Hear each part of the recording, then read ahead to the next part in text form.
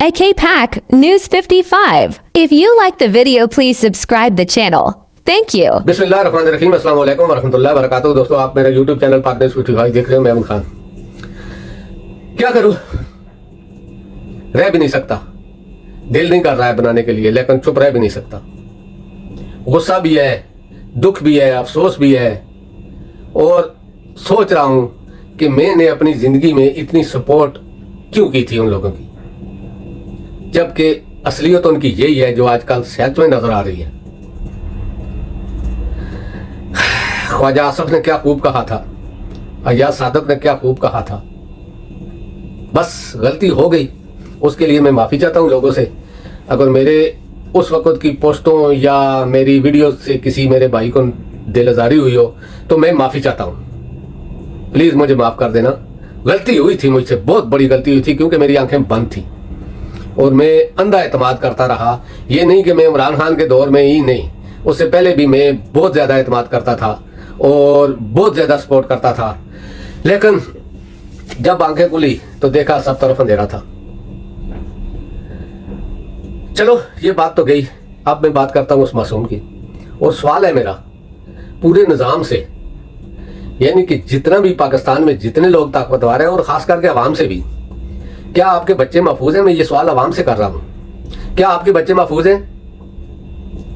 वो तो एक सियासी कारकुन था, वो तो एक सियासी तौर पर उसने जो भी किया सियासी कारकुन था, लेकिन ऐसा कौन सा कानून और कौन सी दुनिया में है कि अगर बाप जुर्म करे तो उसकी बेटी या बेटे को पकड़ लो या उसके घर वालों पर जुल्म करो? अगर बाप, फिर वो बाप जेल में भी हो, ये नहीं कि वो बाप मफरूर है, वो पकड़ा हुआ भी हो, फिर भी उसकी बीवी, बच्चों, माओ, बहनों को तकलीफें दो। इससे क्या हासिल करना चाहते हो आप? क्या मिलेगा इससे? मैंने कल भी कहा है कि सिर्फ नफरत हो रही है लोगों को। आप यकीन करो कि आज से 6-7 महीने पहले जो लोग थोड़े बहुत आपको सपोर्ट कर रहे थे, वो भी आप नफरत से थूक रहे हैं आप पर। मैं ताकतवर जितने भी हैं, ये नहीं कि सिर्फ मिलिट्री एस्टेब्लिशमेंट, जितने भी ताकतवर हैं उनके लिए ये बात कह रहा हूं। यहां पर अदलिया ड्रामे रचाए जा रहे हैं जी। इतना खर्चा पाकिस्तानी कौम के टैक्स के पैसों पर एक फजूल बहस पर लगा दिया जाता है। अभी देखो 15 जज यानी कि फुल कोर्ट बना दिया, किस बात पर? कि सिर्फ ये डिसाइड करना है कि फैसला कौन लेगा। भाई फैसला कोई भी ले, लेकिन फैसला तो वही लेता है ना जिसका पीछे डंडा होता है। आपके फैसला लेने या न लेने से क्या फर्क पड़ता है?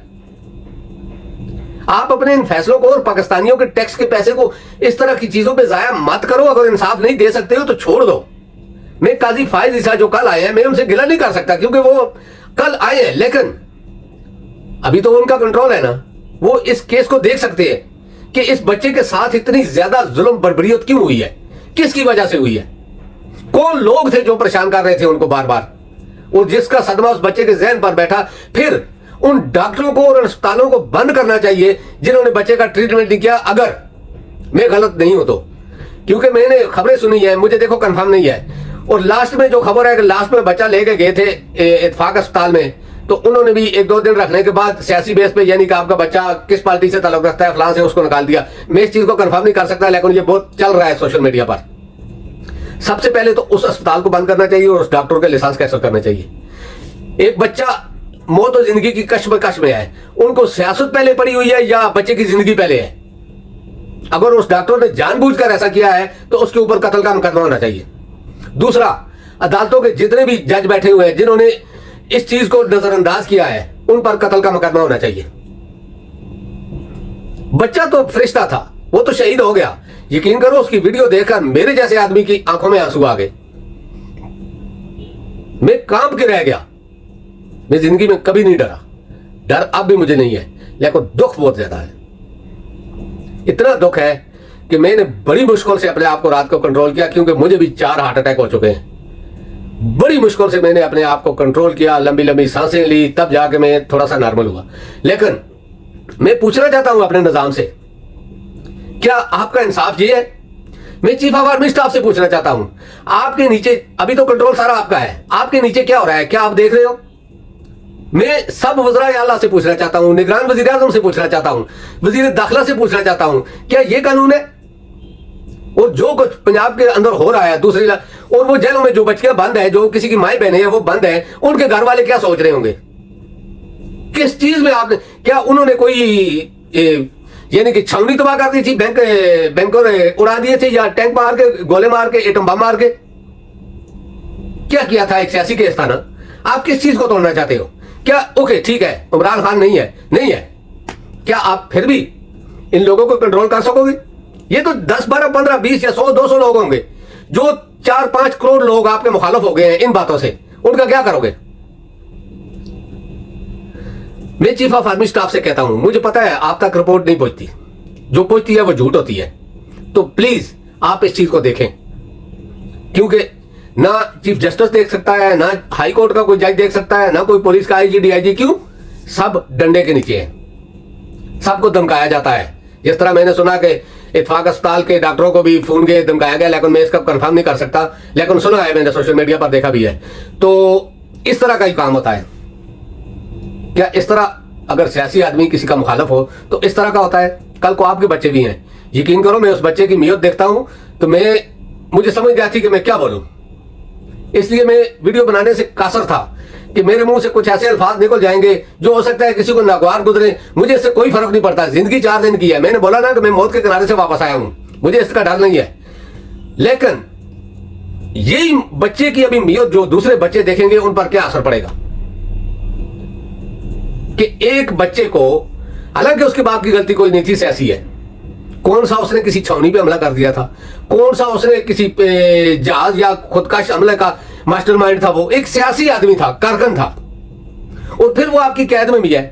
फिर भी आप उन लोगों को परेशान कर रहे थे। वो बच्चा अपने बाप का नाम लेते लेते चला गया और किसी डॉक्टर ने उसका इलाज भी नहीं किया। क्या इस तरह के डॉक्टर होते हैं? क्या ये इंसानियत है? ये आखिरी याद है। अगर आप भी समझ जाओ तो समझ जाओ, नहीं को चलो लोग नहीं निकलेंगे, क्योंकि पाकिस्तानी ऐसे भी नहीं निकलते। वो इतने बुज़दिल हैं कि सिर्फ नारे लगाते हैं, नहीं निकलते। किसी भी अपने आपके लिए नहीं निकले। जब उनके ऊपर से पीडीएम ने चमड़ा उतार दिया तो एक बच्चे के लिए क्या निकलेंगे? लेकिन अल्लाह रब्बुल इज्जत तो देख रहा है, और उसकी लाठी जब चलती है ना, तो वो ना किसी जर्नैल को देखता है, ना जज को देखता है, ना ब्यूरोक्रेट को देखता है, ना आईजी, ना डीआईजी को देखता है। ये सोच लें। अब आगे आपकी मर्जी है। मैं तो चाहता हूं कि इस बच्चे को इंसाफ मिलना चाहिए। इसमें जो मुलव्वस थे, ये नहीं कि बच्चा ओके, बच्चा बीमार हुआ, मर गया, अल्लाह पाक उसको जन्नतुल फरदौस में जगह देगा, क्योंकि वो फूल है, वो साथ में हजारों लोगों को लेकर जाएगा। लेकिन क्या उसके साथ इंसाफ हुआ? क्या डॉक्टरों ने उसके साथ इंसाफ किया? क्या पुलिस ने जो बार बार उसके घर पे जाते थे, या जो लोग उसको हुक्म देते थे, क्या वो कटहरे में नहीं आ सकते? आ सकते हैं ना। अगर आप ऐसा काम कर दें तो लोग, आपको जरूरत ही नहीं पड़ेगी कि इस तरह के काम करने के लिए। तो दोस्तों, अब तक के लिए इतना ही। इंशाल्लाह नेक्स्ट व्लॉग में आपसे मुलाकात होगी। अल्लाह पाक आप सबको अपनी हिफ्ज़-ओ-मान में रखे। अस्सलामु अलैकुम व रहमतुल्लाहि व बरकातहू।